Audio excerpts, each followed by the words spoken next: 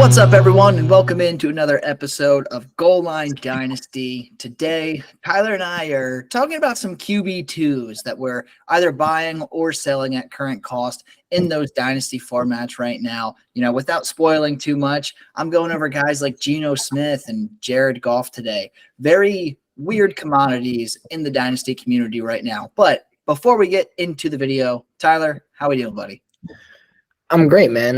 I feel like the quarterback market is always so set in its ways that it's kind of tough to talk about trade values because a lot of people kind of agree on things and there's kind of a set market for these things. But let's get started here on the video. And like I said, Geno Smith is going to be one of the guys that I'm going over today. So we got two trade scenarios for each of our guys.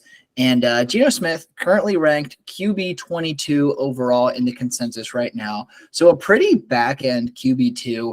ADP, I believe, is somewhere between the 6th and 7th round as well in those startup drafts. So Geno is very affordable right now. But Tyler, let me ask you this. So a couple of recent trades that we've seen for Geno Smith. Would you rather take him or a mid-range 2024 first round and third round pick? In most situations, unless I feel like I'm a top 3 team in the league, I'm going to take that first and I'm going to re-roll it. Especially if it's looking like a mid first. I think that's what we're going to just assume for most of these trades is that they're looking like mid-range firsts. I mean, in my opinion, it's just so much easier for a lot to go wrong with a team than right for a team. So I love to bank on those firsts. And I mean, well, I do think Geno is going to have a great year, and mid-season you probably won't be able to buy him for that mid-24 first, and you might get a better selling point during the season. It's in most rosters, again, unless I'm a top 3 team, I'm going to take the pick. That's the side I'm going to go with. Yeah, I think that's a pretty fair way to look at it. I think this is a really even trade. I wouldn't be surprised for the person trading for Geno, and I wouldn't be surprised for the person trading for the picks. I think this is really fair value. I wouldn't even need to be a top 3 team to go and trade for Geno. If I'm interpreting my roster as contending and I don't really have a solid QB2, I think I would trade a first and a third away if I think I'm going to be a playoff team as a result of getting Geno. I really don't have any issues with that. Geno was QB5 overall last year. I know putting those sort of expectations on him in 2023, probably unfair, probably unwarranted. But, I mean, he was awesome last year, won Comeback Player of the Year, and they added JSN and Zach Charbonnet for him. So it's kind of hard to imagine that his numbers take a big downtick. So with being priced as the QB22 and clearly a top 5 QB is in the range of possibilities, I think in most scenarios I'm going to leave Geno unless I'm in a full rebuild. But overall, I think a pretty fair trade here. Yeah, and I can't blame you for thinking that way because, 99% of the time, it's not easy to buy a top 12 quarterback, let alone, a top 8 one for the price of just one first-round pick and a third, especially a mid-range one. But given the fact that it's Geno Smith and it's like it hasn't been I don't have a career's worth of his success to look at, it makes me a lot more willing to re-roll into that pick and to hope this team that team sees a couple injuries and loses a couple unlucky games, and who knows, maybe I'll look at the 104, 105 next year instead of the 107, 108. But even so, I don't think I'd be upset with that kind of value. Yeah, the hesitancy with Geno is definitely warranted. I mean, when you've been in the National Football League for 7, 8, 9 years and you really only have one good year under your belt, it's tough to buy into, right? But recency bias is a hell of a drug, and I do like Geno going into 2023. But I have one more trade scenario for you, Tyler, and it's a 1-for-1 trade here. And would you rather have Geno Smith or Christian Kirk? Ooh, Geno Smith, because definitely Geno Smith. There's gonna be more people out there looking for a mid-range QB1 to low, high-end QB2 during the season. Then there's gonna be people looking for the mid-range wide receiver 2 that Christian Kirk will probably be this year. Christian Kirk is great. I think he could finish as a top 15 to 18 wide receiver again if that offense sees a lot of volume through the passing game.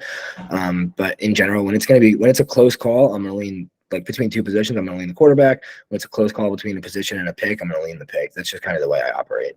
Yeah, and I would agree. I think it's Geno in every single scenario. I think selling Geno for Christian Kirk, I understand the desire behind this, right? Christian Kirk was a wide receiver one for us last year, but it's completely different with Calvin Ridley coming to town. I know Christian Kirk is the young option. He can continue to grow with Trevor Lawrence. He's going to continue to grow with Trevor Lawrence, but this seems like a desperate attempt at buying a wide receiver, right, of this caliber.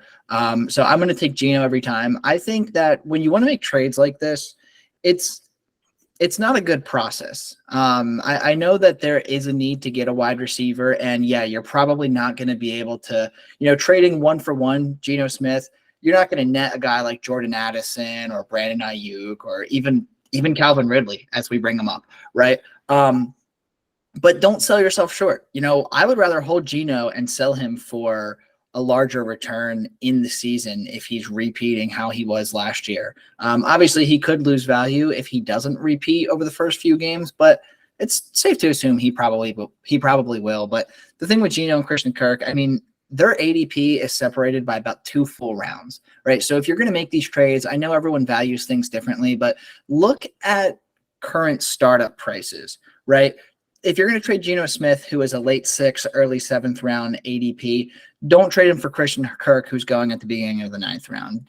Do your research, do a little bit better than that. Even if you have to throw in a 2nd round pick to upgrade to a guy, maybe like Marquise Brown or Chris Godwin, something like that, someone who's a bit more reliable than Christian Kirk. That's something you might want to look into. But overall, I'm taking Geno in this one. I'll pass it back to you, buddy.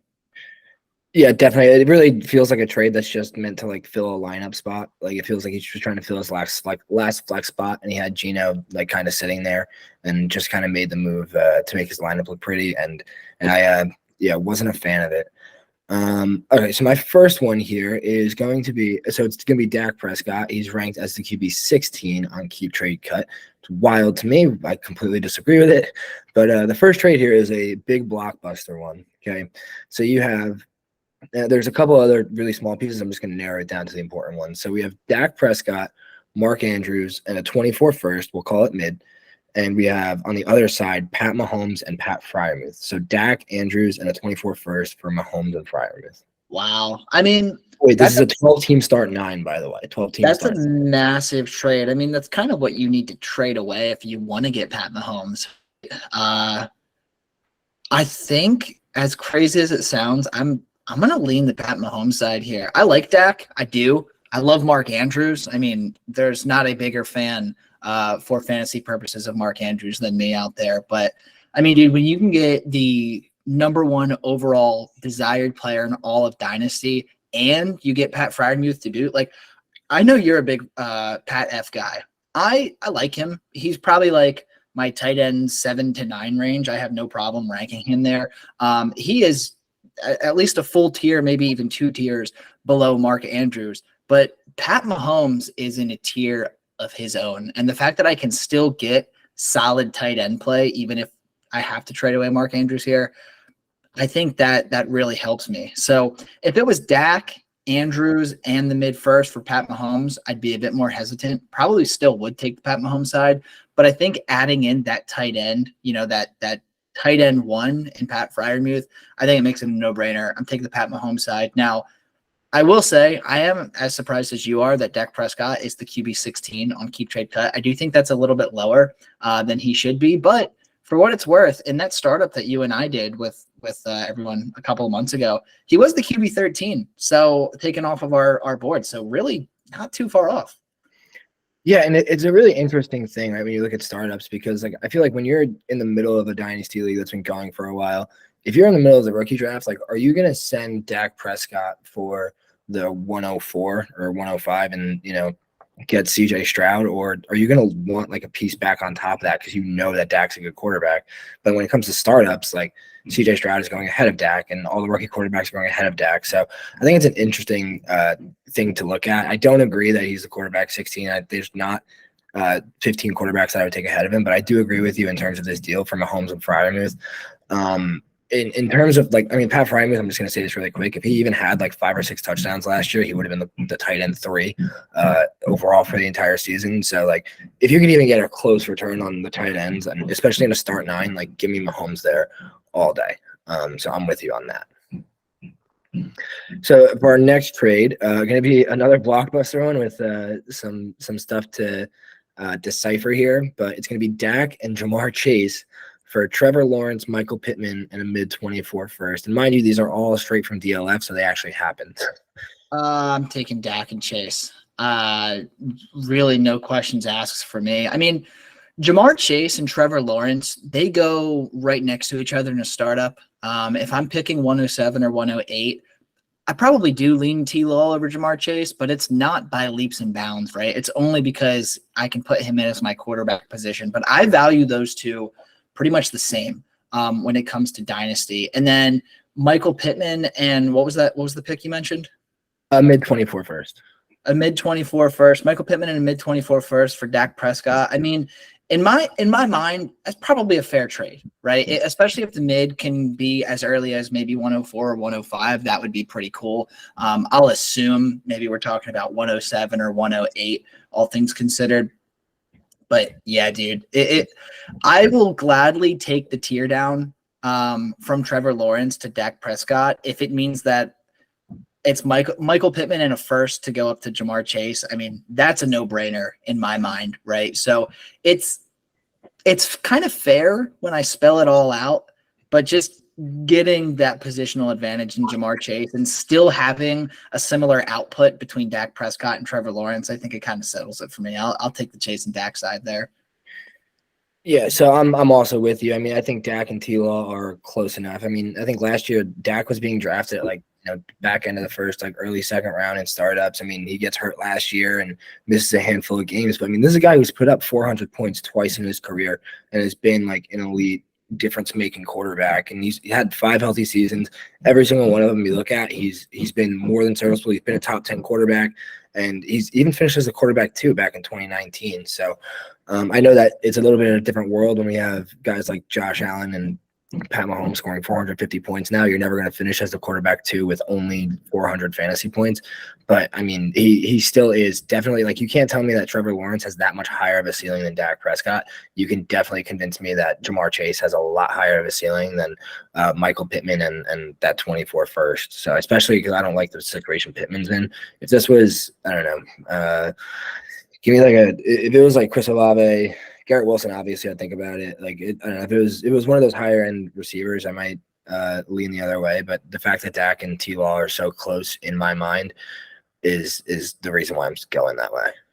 Yeah, I think that's a fair way of looking at it. I mean, especially if you're trying to compete. If you're the rebuilder here, if you're firmly in a rebuild, somehow you're rebuilding in this scenario, maybe you look into taking the Trevor Lawrence, Pittman, and first side because Dak doesn't really offer your team much. But if you're in a rebuild, there's really not many scenarios where you should be trading away Jamar Chase, right? So I think in about 90% of the scenarios out there, I'm going to take that Dak and Chase side pretty easily. Yeah, and I don't even think even on a rebuilding roster, how deep in a rebuild could you possibly be that you're worried about Dak Prescott at 30 years old right now?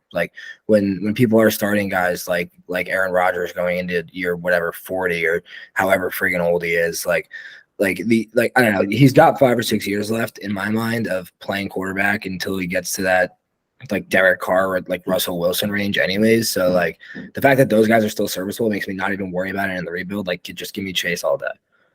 Yeah, and that's fair. To be completely honest, I didn't realize Dak was only 30 years old, right?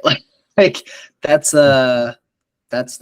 pretty good information to have. It's a lot older than Trevor Lawrence. Trevor Lawrence is only 23, so it's 7 years. I'm not saying it's insignificant, but I don't know, in terms of I want to win the championship when I'm playing fantasy, and I don't want to be stuck in a rebuild for 4 years and wait for that 24 first to pan out when I have Jamar freaking Chase on my roster and a quarterback who's going to do the same thing as Trevor Lawrence, most likely.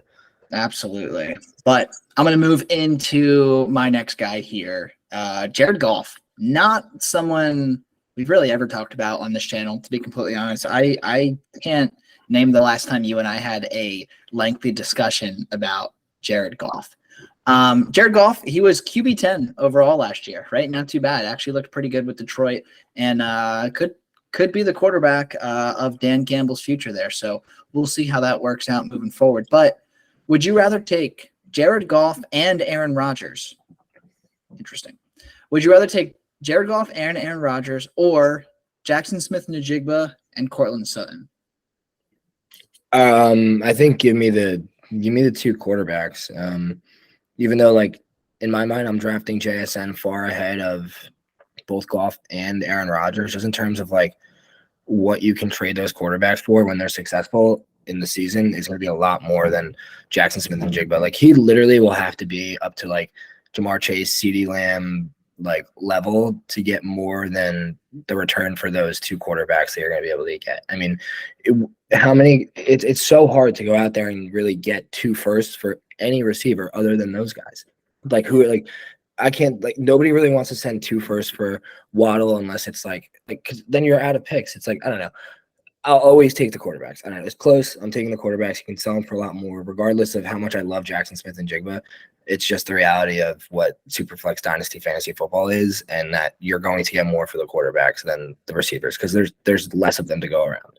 It's really weird, this scenario. I think if I'm an immediate contender, right, and getting rid of Goff and Rodgers is going to bankrupt me, or if I have a completely solidified roster of everything but the quarterback position, then I probably would explore doing this trade and getting Rodgers and Goff. But the thing that's really throwing me off here, and it all comes down to, I know we refer to startup value a lot, and things kind of get lost in translation. Jared Goff in this startup that you and I did a couple of months ago at this point, Jared Goff went 802, Aaron Rodgers went 712. So just about back-to-back at the 7-8 turn.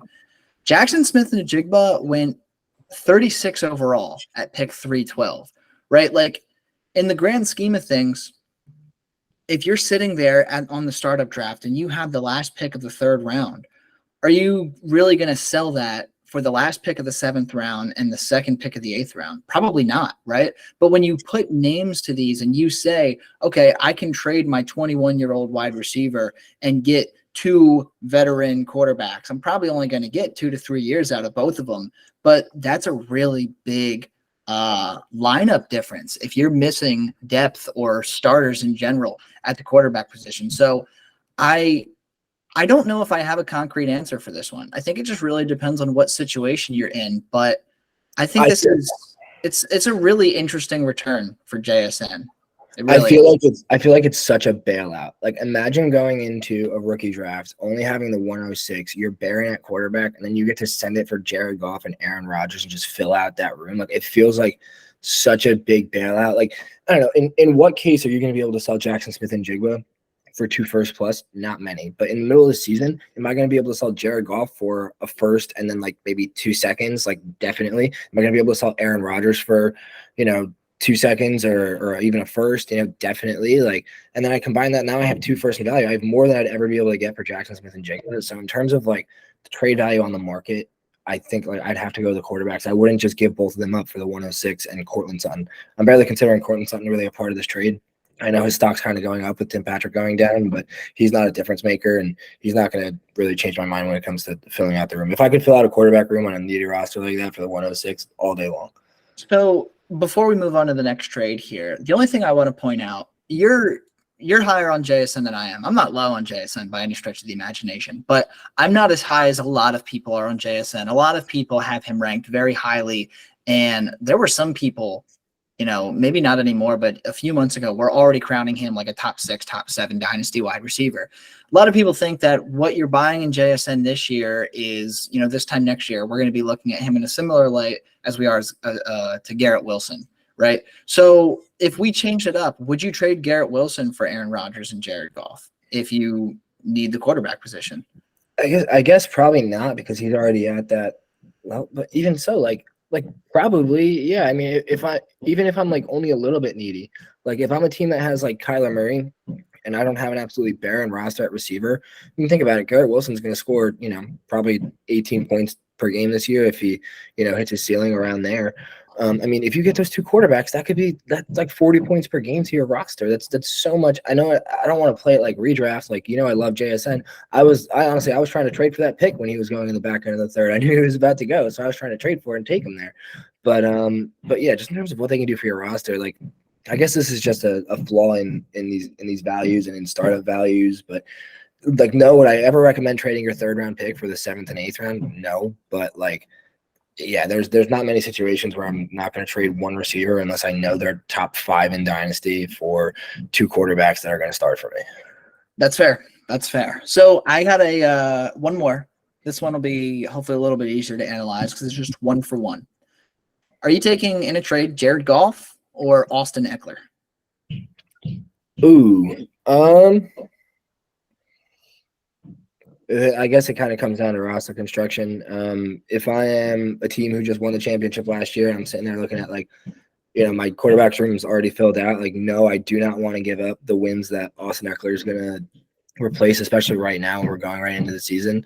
But yeah, this one kind of really depends on your roster construction. I mean, if you're someone who needs a quarterback and has running back depth, send Austin Eckler for Jared Goff. If you're someone who has the quarterback depth but does not have the running back depth, then you keep Austin Eckler. I think they can both be pretty equal,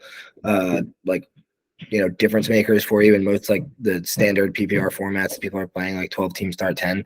The QB 5 to 8 is pretty similar to that. RB 3 to 5. So I think it's a pretty even trade either way.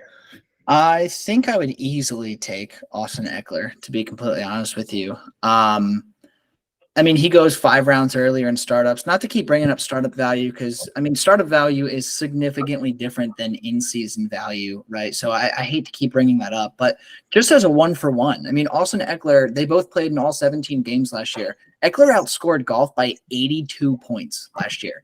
And it's not really – I mean, I don't think anyone is surprised by me saying that out loud, right? You're probably getting more from Jared Goff over the next 3 or 4 years than you would from Eckler. But I don't think it would – I mean, Austin Eckler's 28 years old, but he has he has a lot of tread left on the tires. It's not like he's been given 400, touches every single year. He's used very sparingly, but when he touches the ball, it's obviously fantasy gold. If I told you were still getting a top 10 running back out of Austin Eckler for the next 3 years, would that change your mind? Would you definitely take Eckler? Because Jared Goff, I mean, think about it. He had a good 2022.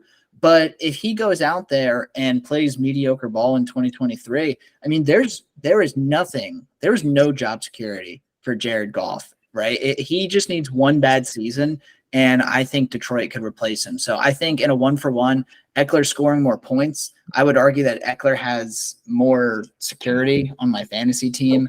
And this is just – I know there are situations where you need a quarterback really badly, and maybe this is what it takes to get it done. But I can't give up those 80 or 90 points a year just because I need the quarterback. I think it's Austin Eckler all day in this one. Yeah, I mean, when you give me the context of the startup value, it makes me feel like I would be an idiot for going with Goff. But part of my brain is what dynasty world are we living in where a 28-year-old quarterback who just finished top 10 is, going that much later than a running back who's really spiked the last 2 years, but he's also 28 years old and, was in a fragile situation earlier on this offseason, wasn't happy with the contract, all those things. I guess in terms of Austin Eckler is probably a bigger difference maker, but I think it's closer than 5 rounds of startup ADP. So maybe that's just another discrepancy there, Yeah, it's always interesting to put starter ADP into in-season trades because, I mean, the values are completely different, which will never not blow my mind. And I can honestly say I don't think I'll ever fully understand why the value discrepancy is so high between in-season and startup value, but it is what it is, right? That's the game we play. But Ty, I know you got another one for us here. Yeah, points will definitely change people's minds. That's for sure. People get impatient. But all right, so here's Russell Wilson. We're going to talk about. He's currently ranked as the QB 27 on Keep Trade Cut. So this one is in a 12-team start 10.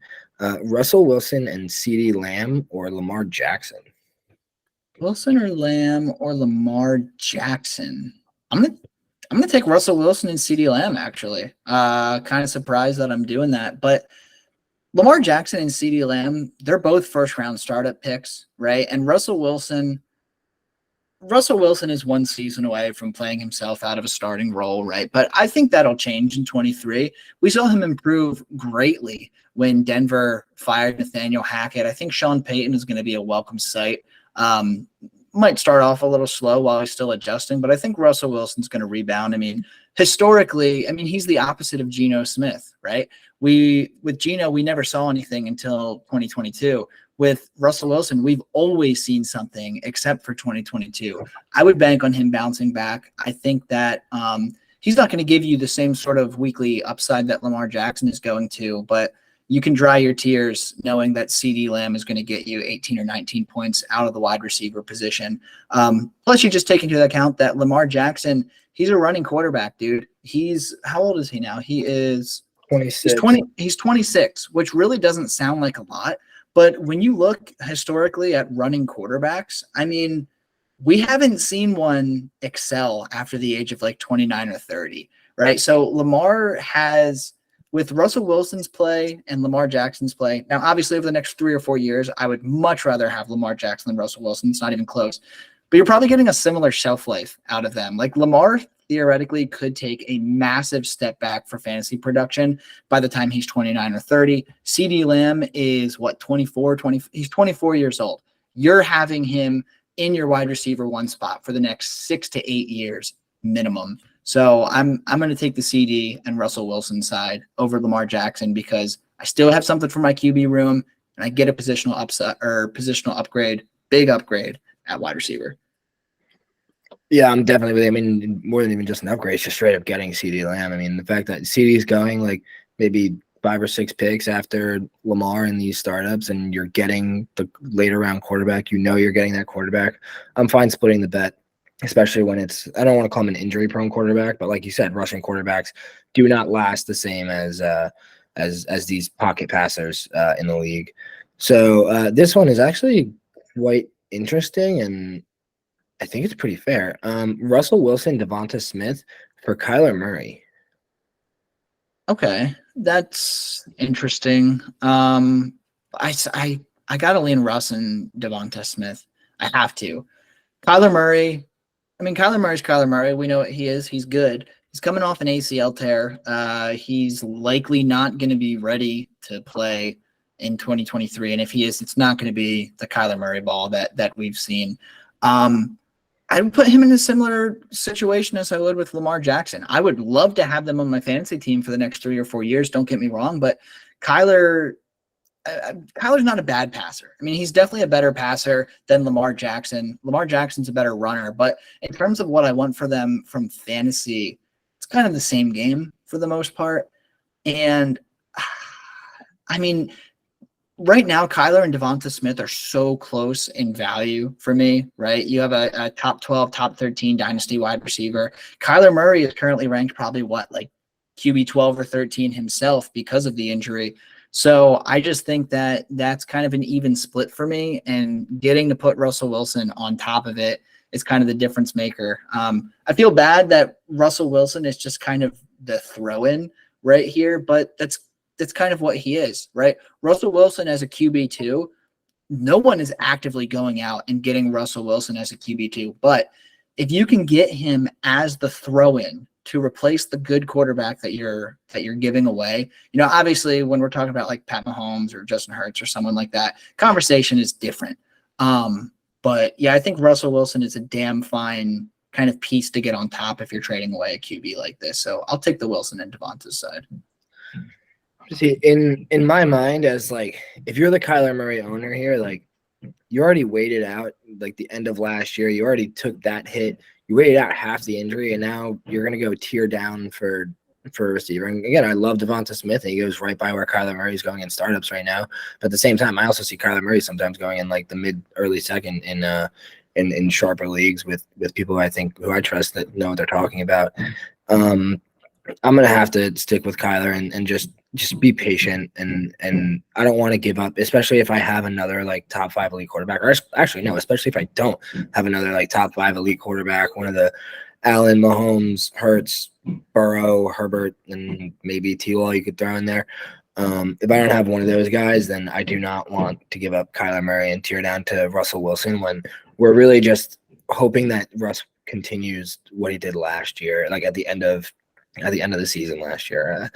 It's just so tough. I mean, dude, if you did your startup last year and you drafted Kyler Murray at like 6th or 7th overall, it's like Can you bring yourself to do this? Probably not. I mean, I know it's stupid to not adjust to new information, but like, I feel like patience is going to be a virtue in this one, and I would just have to hold Kyler because I would feel really dumb down the line once he comes back and he's scoring points for somebody else's roster. Yeah, I mean it's fair. I do agree with you. Now's not the time to sell Kyler Murray. You wait a little bit, you can get a better return for this.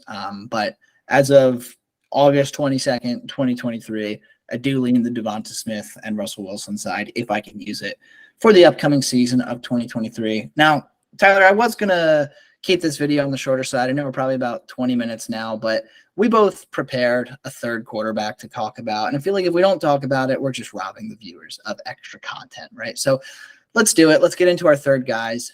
Derek Carr is going to be my third and final guy. QB24 on Keep Trade Cut.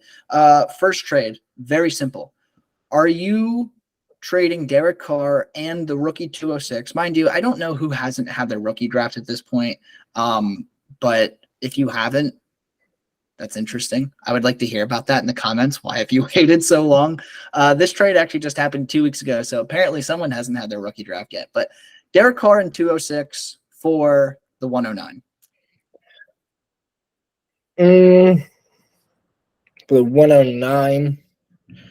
109 at this point in time, it could be Zay Flowers, could be QJ, could be Will Levis, could be, your choice of tight end. I know a lot of people are really high on Dalton Kincaid right now, Michael Mayer. There are options that this could be at 109. Yeah, I don't like it. I think I would have to get up. Like, I have to get up into the 107, 108 range to want to give up Derek Carr right now. Like, once you get to that 109, once you get to Zay Flowers, I don't think Quentin Johnston's there at 109.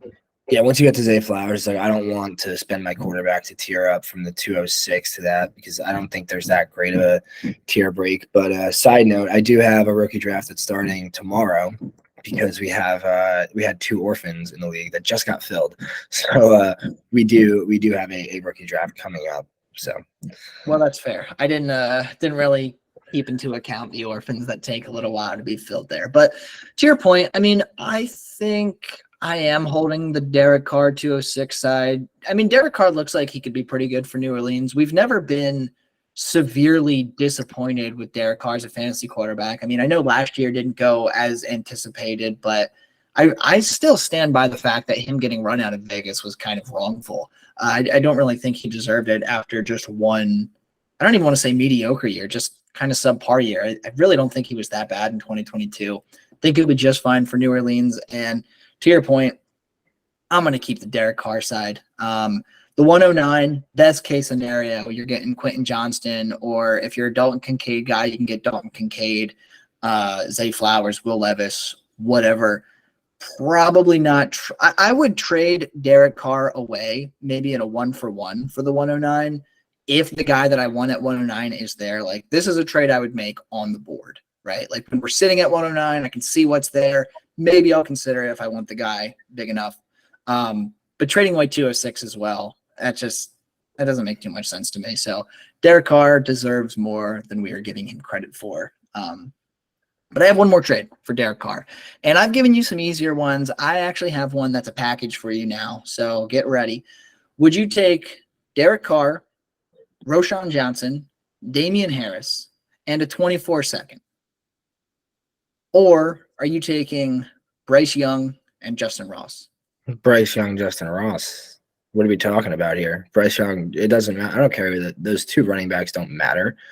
Derek Carr and those 2 second-round running backs plus a second-round pick for Bryce Young and anything? Yeah, give me Bryce Young all day. Okay, see, I had to bring it up because I can never tell if I'm being biased with Bryce Young. I keep it completely real on this channel. I have a Panthers bias, and it's not even close, right?